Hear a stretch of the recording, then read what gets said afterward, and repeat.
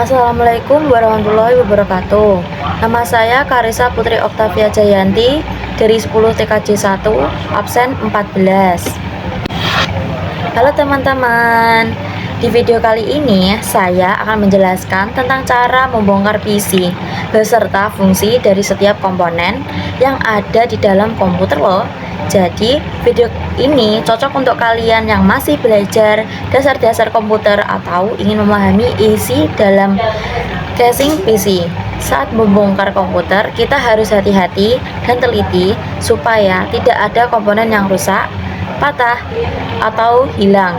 Sebelum memulai, pastikan komputer dan keadaan mati dan kabel listrik sudah dicabut ya, agar aman saat proses pembongkaran dilakukan.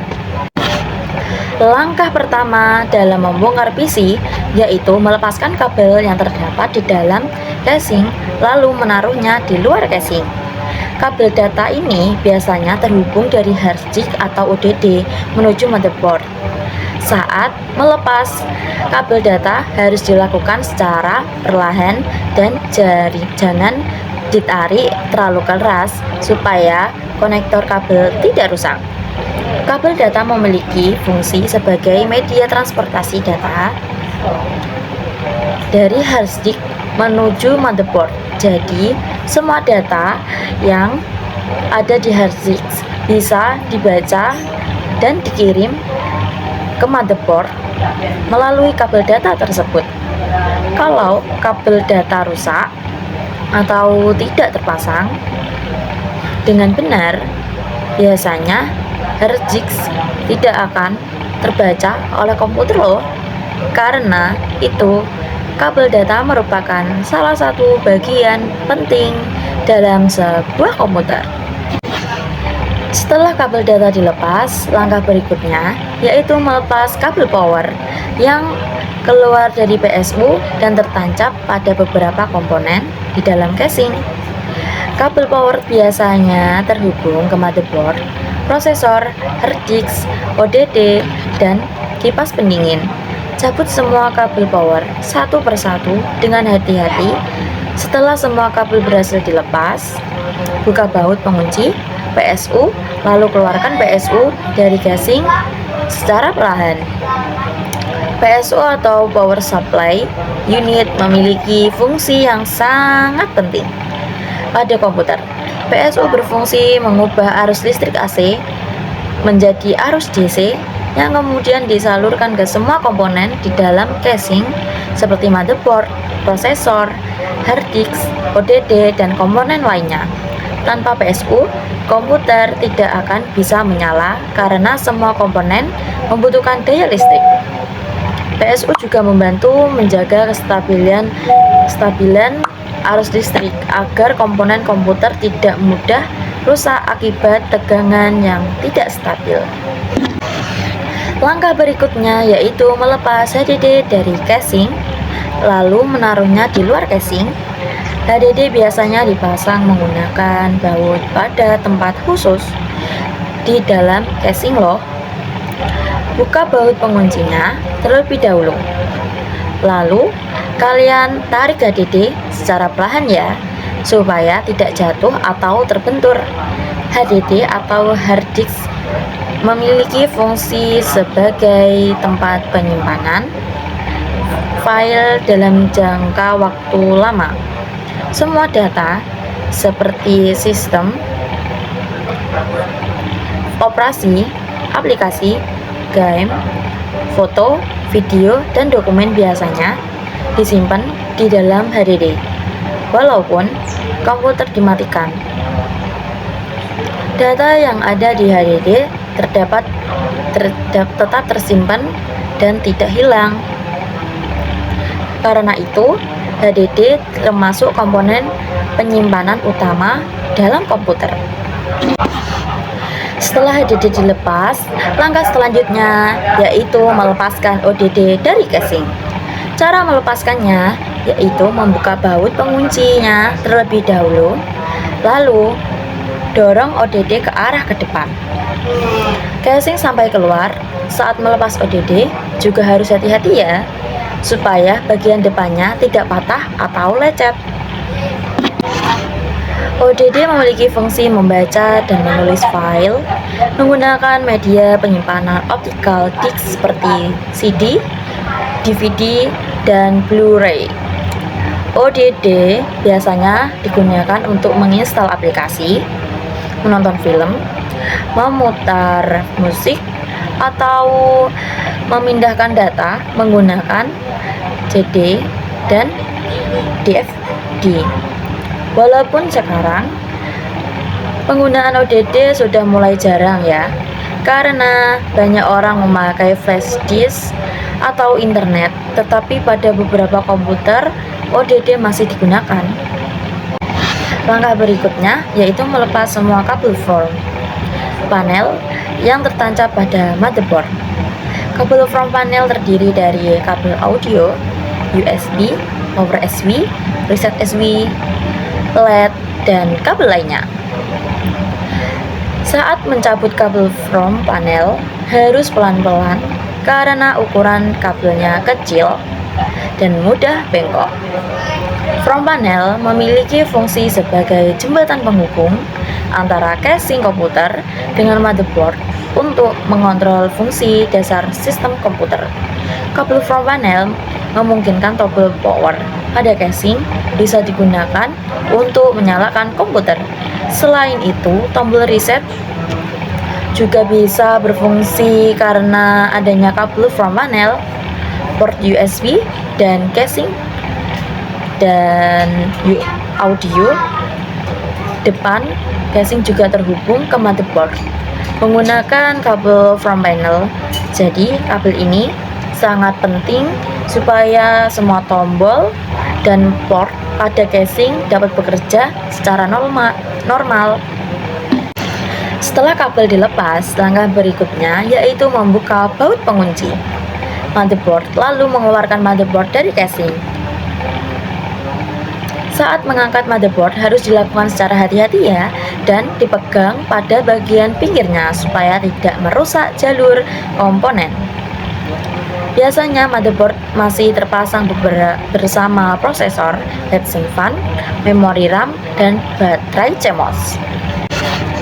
Motherboard merupakan papan utama pada komputer yang berfungsi menghubungkan semua komponen agar dapat bekerja bersama.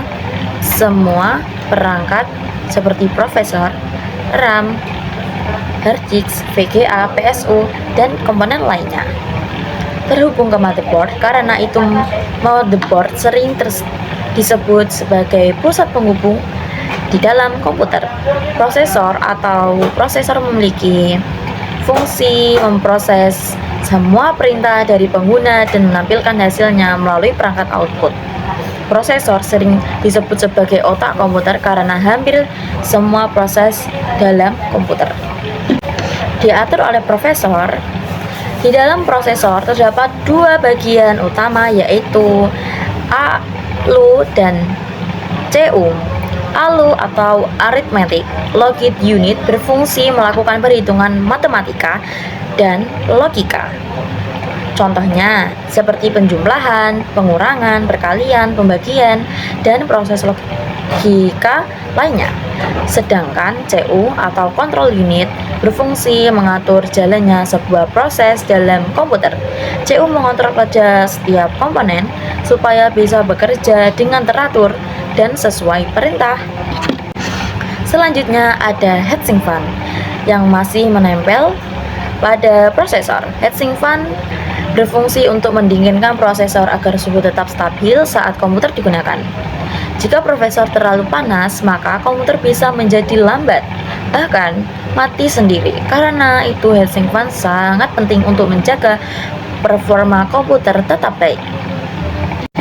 Kemudian ada memori RAM yang juga masih tertancap pada motherboard.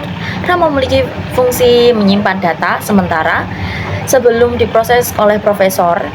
Setelah kita membuka aplikasi atau menjalankan program, data sementara akan disimpan RAM supaya proses menjadi lebih cepat. Semakin besar kapasitas RAM, biasanya performa komputer juga akan semakin baik karena mampu menjalankan sebanyak aplikasi secara bersamaan. Selain itu, baterai CMOS yang tertancap pada motherboard. Baterai CMOS berfungsi sebagai tenaga tambahan power untuk menyimpan konfigurasi BIOS supaya tidak hilang. Jadi walaupun komputer dimatikan, pengaturan BIOS seperti tanggal, jam, konfigurasi hardware tetap tersimpan karena adanya baterai CMOS. Kalau baterai CMOS habis, biasanya jam komputer akan sering berubah sendiri dan pengaturan BIOS bisa kembali ke awal. Dalam proses pembongkaran PC, kita harus memperhatikan urutan pembongkaran supaya lebih mudah saat memasang kembali nanti. Semua komponen yang dilepas sebaiknya diletakkan di tempat aman dan jangan ditumpuk sembarangan. Buat baut-baut kecil juga harus disimpan dengan baik supaya tidak hilang.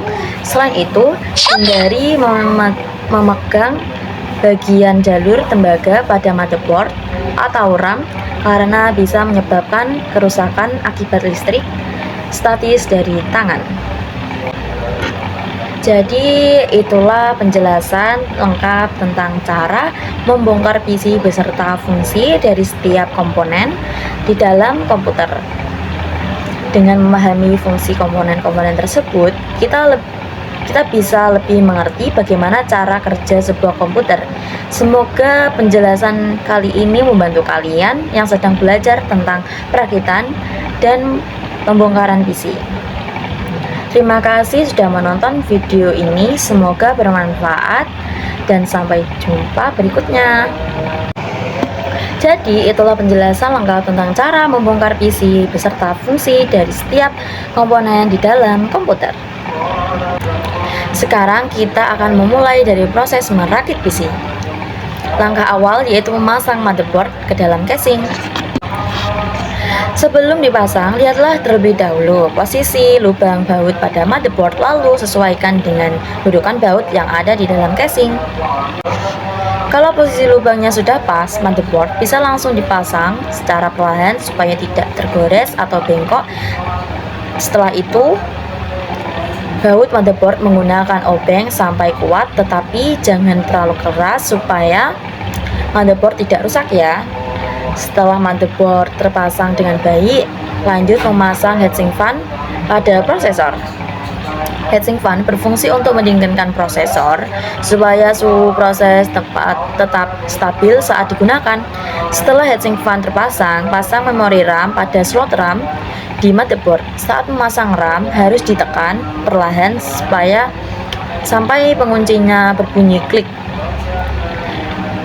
Kemudian pasang juga baterai CMOS pada tempatnya di motherboard.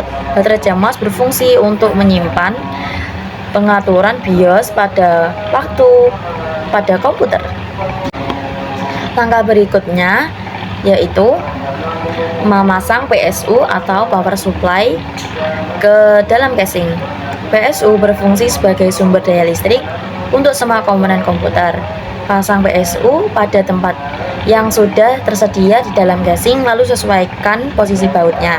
Setelah pas, langsung baut sampai kuat supaya PSU tidak goyang saat komputer digunakan. Saat memasang PSU juga harus diperhatikan posisi kipasnya supaya sirkulasi udara tetap bagus. Selanjutnya, pasang HDD ke tempat penyimpanan HDD yang ada di casing. HDD berfungsi sebagai tempat penyimpanan data dan sistem operasi komputer masuk ke HDD secara perlahan ke tempatnya, lalu kencangkan baut penguncinya supaya HDD tidak bergerak atau bergetar. Setelah HDD selesai dipasang, lanjut memasang ODD atau DVD drive. Cara memasangnya yaitu dengan mendorong ODD dari bagian depan casing sampai masuk ke tempatnya. Kalau sudah pas, langsung pasang baut penguncinya supaya ODD terpasang dengan kuat agar tidak mudah lepas. Setelah semua komponen utama terpasang, sekarang masuk ke tahap pemasangan kabel. Pertama, sambungkan kabel from panel ke motherboard. Kabel from panel terdiri dari power SV, reset SV, USB, audio, dan beberapa kabel lainnya. Saat memasang kabel from panel, harus teliti karena posisi kabel harus sesuai dengan tulisan yang ada pada motherboard. Kalau salah pasang, biasanya tombol power atau USB dengan casing tidak berfungsi dengan baik loh. Setelah kabel from panel selesai dipasang, lanjut menyambungkan kabel power dari PSU ke semua komponen komputer. Kabel power harus dipasang ke motherboard, prosesor, HDD, dan ODD supaya semua komponen mendapatkan aliran listrik. Kabel motherboard biasanya berurutan paling besar, sedangkan kabel prosesor berada dekat area prosesor. Pastikan semua kabel sudah tertancap pada dengan benar supaya komputer bisa menyala normal. Kemudian, pasang kabel dari HDD dan ODD ke motherboard, lalu kabel data ini berfungsi supaya HDD dan ODD bisa terbaca oleh komputer. Biasanya kabel data yang digunakan adalah kabel SATA. Salah satu ujung kabel dipasang ke HDD atau ODD, lalu ujung lainnya dipasang ke port SATA. Pada motherboard, saat memasang kabel jangan dipaksa supaya port tidak patah. Kalau semua kabel sudah terpasang, langkah berikutnya adalah merapikan kabel di dalam casing. Kabel yang berantakan bisa mengganggu putaran kipas dan membuat aliran udara di dalam casing menjadi tidak bagus. Karena itu, kabel perlu didinginkan, dirapikan menggunakan kabel T atau diikat supaya terlihat lebih rapi dan aman. Selain membuat tampilan lebih bagus, kabel yang rapi juga membantu pendinginan komputer menjadi lebih maksimal. Setelah semuanya selesai dirakit dan kabel sudah rapi, tutup kembali casing komputer lalu pasang baut casing sampai rapat. Pastikan tidak ada baut yang tertinggal dan semua sisi casing sudah tertutup dengan baik. Langkah terakhir yaitu melakukan pengecekan hubungkan komputer ke listrik, lalu sambungkan monitor, keyboard, dan mouse. Setelah semua terhubung, tekan tombol power untuk menyalakan komputer. Lalu, kalau komputer berhasil menyala dan tampilan gambar di monitor, berarti proses perakitan berhasil dilakukan dengan benar. Tetapi kalau komputer belum menyala, periksa kembali kabel power, RAM, dan kabel from panel karena biasanya masalah ada di bagian tersebut.